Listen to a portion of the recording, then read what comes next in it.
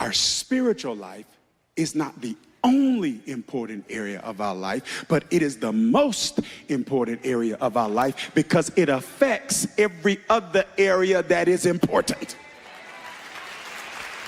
And so if I'm going to experience a quantum leap anywhere, one of the first areas, or the first area I want to experience a quantum leap is in the area of my spirituality.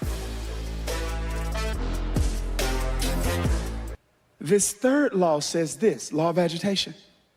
God will create a divine dissatisfaction with what you have in order to create a desire for what you need. Did you hear what I just said? God will make us unsettled in something we previously settled for. One writer calls this a holy discontent. It is not a lack of contentment in a literal sense, but it is a divine agitation, because your unique agitation is a reflection of your unique assignment. What does that mean? It means that your purpose and my purpose is an answer to a problem. And so God will uniquely agitate you with the problems you've been created to solve. It means that two of us can walk in a room and see the same problem, and it break your heart in a way that it doesn't break my heart. And it doesn't mean I don't have compassion. And it doesn't mean I don't love Jesus. It may mean, just like we see in the scriptures, that the reason Goliath agitated David in such a unique way, because David was assigned to knock that giant down.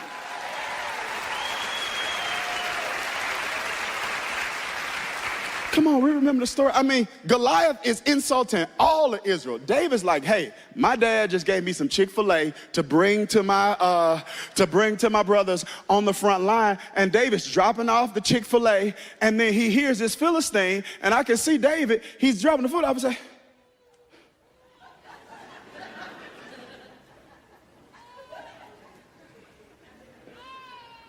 then looking at Israel say, y'all don't hear that? Who is this uncircumcised Philistine that dares to defy the armies of the living? There was a unique agitation.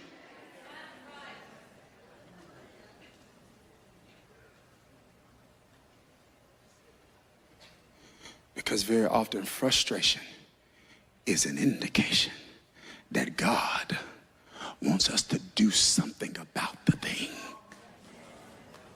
that's frustrating us. Listen to me. On the end of every great, on the other side of every great assignment is unique agitation. That some of the greatest blessings that have been created were the result of burdens that people felt.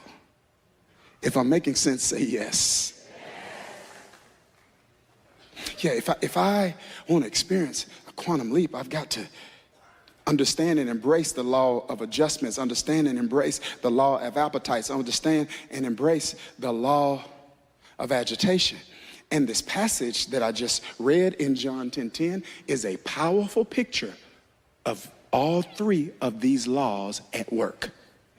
In John 10:10, you see Jesus putting into practice all three of these laws. He's attempting to arrange a quantum leap in the most significant area of our life, and that's the spiritual arena. Our spiritual life is not the only important area of our life, but it is the most important area of our life because it affects every other area that is important.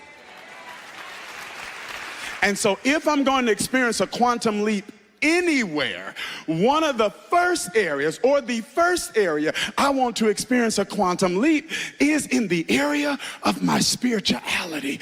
I want to go from faith to faith. I want to go from fervor to fervor. I want to go from glory to glory. I want to go from Jacob to Israel. I want to go from Abram to Abraham. I want to go from Sarai to Sarah. Come on. I want a quantum leap.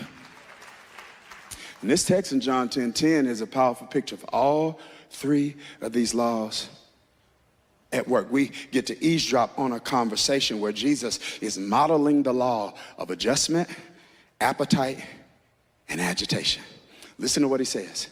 He says, the thief comes only to steal, kill, and destroy. There's a lot to be said about that because he uses the dominant descriptor here, thief, to describe Satan. He says, it's the only way he comes to steal, kill, and destroy. But I want you to see what he says on the back end. He says, but I've come that you may have life and have it to the full. Now, this is what makes this profound to me. It's not just what Jesus said. That's profound. But it's even more profound because of who Jesus said it to. Can I tell you who he said it to? We're about to get deep. Don't drown. Can I tell you who he said it to? Hold your breath. We're getting ready to go deep. All right? He said it to people who were alive. You're like, that wasn't deep. I know. He says, I've come that you might have life and have it to the full. But he says it to people who aren't dead. So they're alive already. They have life, right? So I said, let me do some research here, right? Because the Old Testament is primarily written in Hebrew, except for a few chapters in Daniel. They're written in Aramaic, and New Testament's written primarily in Greek. So I said, let me do some research here because this is not making sense. And what I began to see is what I saw in terms of the word that Jesus used. It surprised me because I was looking for a word like bio or bios, right? Like, I've come that you might have bio or bios. It was another word, and that word was Zoe. Life as your creator intended. Listen, when you get better spiritually, everything get better. Spiritual life is not the only important part of your life. It is the most important part of your life because it affects every other part that's important. But you don't get stronger spiritually accidentally. It takes intentionality. You need to get fed, and you got to learn how to understand, how to interpret, how to apply, and how to explain the Bible. The Bible's the blueprint to your best life.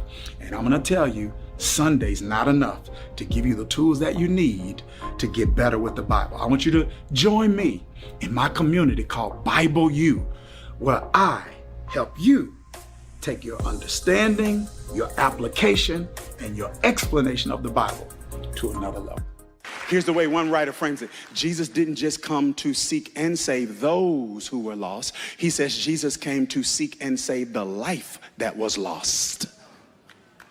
That there's a life that the Creator intended for us to live, and that life makes us the light of the world. That life makes us the salt of the earth. That life is what makes Zacchaeus climb a tree. That life is what makes Nicodemus come to Jesus at night and say, you must come from God, because no one can do the things that you do unless God be with him. It's Zoe. Jesus is emphasizing a life that is not merely about physical existence, but accomplishes a spiritually abundant dimension, a quality of life that cannot be obtained or experienced independent of the leadership in Jesus. In other words, Jesus is saying to them, you got the bio, but you need a quantum leap to Zoe. Now, here's what's also interesting. Are y'all ready for this part? I'm not convinced. I'm not convinced. I said, are y'all ready for this part? Okay. He not only says this to people who are alive, he's saying this to people who are religious. He's not talking to Gentiles here. Am I making sense? He's saying to people who are probably assuming, because I've got spirituality, I'm better off than most. And they may be right. Maybe they are better off than most. But the challenge with that perspective is they're comparing themselves to others as opposed to comparing their state to their potential. And God never compares us to others or encourages us to compare ourselves to others, but we've got to compare our current state to our potential. And it is like Jesus is saying, because you have some measure of spirituality, or you have progressed in your spiritual journey. Yes, you are better than most, but better than most doesn't mean as good as you can be. And he says, I came to give you a holy discontent. I came to agitate you. I came to adjust your appetite. I came to let you know there's more. I came to let you know that peace that passes all understanding can be more than a scriptural proclamation. It could be a realized experience in your life. He said, I came to let you know that you can wake up and say, this is the day that the Lord has made. I will rejoice and be glad in it. Jesus is basically exposing them to the reality that although they are practicing spirituality, are y'all ready for this?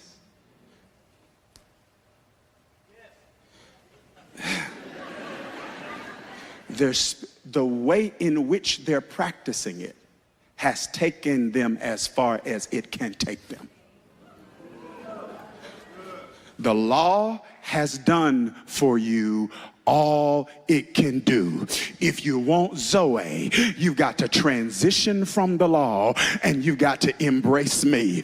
And it is not that what you have been doing in the past is wrong. The law was given by God for a specific dispensation. Paul said it was our schoolmaster, our babysitter, to babysit us until Jesus came. But Jesus says to them, now that I am here, I need you to reimagine the way you've been practicing your spirituality, because the way you've been practicing it has taken you as far as it can take you.